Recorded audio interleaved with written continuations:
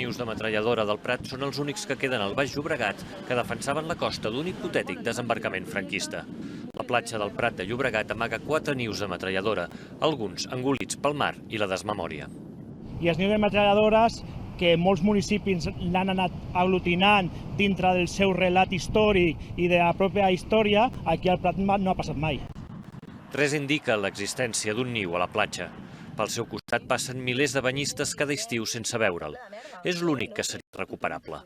Ara l'Ajuntament estudia fer emergir aquesta estructura que pot tenir gairebé 2 metres d'alçada. Reflotar l'estructura d'aquest niu de metralladora, per tal que tothom que vingui a la nostra platja el pugui veure, i a l'hora de fer una neteja de l'entorn i d'aplicar també un projecte de senyalítica. Camuflat amb la roca de la platja del Cavalló, a Arenys de Mar, s'hi amaga aquest búnquer de la Guerra Civil.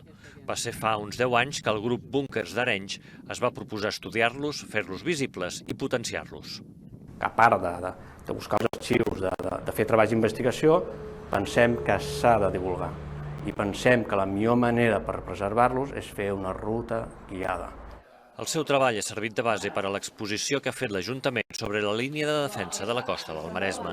Els nostres nens, quan vagin per Arenys i vegin un búnquer, sàpiguen del per què hi ha un búnquer, què va significar i per què s'utilitzava, i què va passar durant aquell període que es van construir aquests búnquers, aquests refugis, que sàpiguen què va passar en el seu poble.